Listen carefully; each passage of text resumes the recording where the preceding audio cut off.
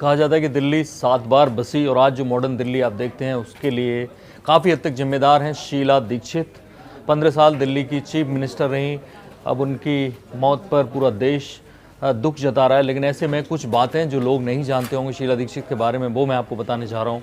शीला दीक्षित उत्तर प्रदेश की बहू थी, एक पंजाबी खत्री परिवार में पैदा हुई थी, दिल्ली में ही मिरांडा हाउस में पढ़ी थी, तो ऐसे में दिल्ली से बखूबी परिचित थी। लेकिन उन्नाव के एक IAS थे, उनसे विनोद दीक्षित, उनसे उनकी शादी हुई थी। उनके जो ससुर थे वो गवर्नर रहे थे, उमाकांत दीक्षित। ऐसे में बहुत कम लोग कुछ बातें जानते हैं, जैसे लोग जानते हैं वो केजरीवाल से कैसे हार गई थी, लेकिन उससे पहले वो 98 में लोकसभा का चुनाव हार चुकी थी। लाल बिहारी तिवारी जो बीजेपी के MP थे, उन्होंने दिल्ली में उन्हें हराया था। कुछ बातें और शीला दीक्षित के करियर की वो आपको मैं बताऊं कि कन्नौज से आज डिम्पल यादव को जाना जाता है, कन्नौज से सांसद के तौर पे इस बार हार गई, लेकिन कन्नौज से सांसद रही थी एक बार शीला दीक्षित। तो ऐसे में 98 से 2013 तक वो दिल्ली की चीफ मिनिस्टर रहीं। मैं आपको बता दूं कि राजीव गांधी की सरकार में 84 से 89 तक वो MOS रहीं, पार्लियामेंट्री अफेयर्स यानी केंद्रीय मंत्री भी रहीं, केरला की गवर्नर भी रहीं। तो उनके करियर में ढेर सारी चीज़ें उस तरह की थीं, और कैसे उन्होंने दिल्ली को उन 15 सालों में, जब 98 में वो हार गई लाल बिहारी तिवारी से, तब उन्हें दिल्ली की जिम्मेदारी दी।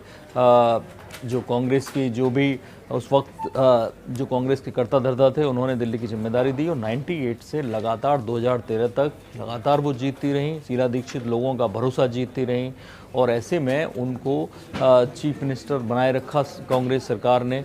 तो कहीं ना कहीं शीला दीक्षित ने जो काम किया कॉमनवेल्थ गेम्स के जरिए, उससे पहले जो उन्होंने दिल्ली में जितना भी आप विकास आज देखते हैं, कहा जाता है कि दिल्ली में जितना विकास हुआ उसके लिए शीला दीक्षित काफ़ी हद तक उनको क्रेडिट जाता है इसका, और इसलिए शीला दीक्षित को वापस लाया गया था कि इस बार वो कमान संभालें। मनोज तिवारी के आगे वो हार गई, और इस बार जब बीमार थी, एस्कॉर्ट में भर्ती थी, उस टाइम भी शीला दीक्षित के ऊपर काफ़ी प्रेशर इस बात का था, जो 2 कार्यकारी अध्यक्ष थे देवेंद्र यादव और हारून यूसुफ, उनको लेकर तमाम सारी बातें चल रही थी मीडिया में, उनके बयान आ रहे थे। जो PC चाको जो इंचार्ज थे दिल्ली के, वो लगातार प्रेशर बनाए हुए थे शीला दीक्षित पर कि बीमार हैं, अपना काम छोड़ें, उन पर काम बांटें।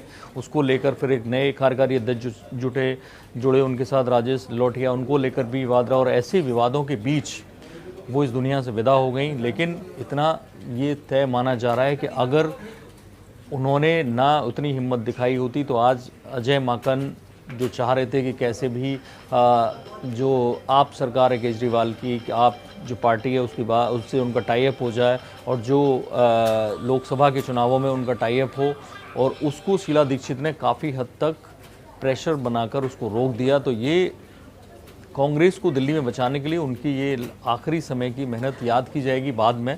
और ऐसे में लेकिन लोग जितने भी शीला दीक्षित को बाकी नहीं जानते थे कि कैसे उनका यूपी कनेक्शन है, कैसे वो लोकसभा में भी रहीं, कैसे वो कन्नौज की सांसद रहीं, उन्नाव से उनका क्या कनेक्शन है, और कैसे दिल्ली को उन्होंने इतने 15 साल संभाला, उनके लिए ये हमारे कुछ बातें थी जो मैंने आपको बताई। जिनको नहीं पता होंगी उनके लिए दिलचस्प होंगी। तो शीला दीक्षित को हमारे तरफ से जहाँ भी रहें भगवान के पास, उनको हमारी श्रद्धांजलि है। बाकी बड़ी खबरों के लिए देखते रहिए इंडिया न्यूज़, सब्सक्राइब करें इन खबर। थैंक यू, नमस्कार। इन खबर चैनल को सब्सक्राइब करें और बेल आइकन दबाना ना भूलें।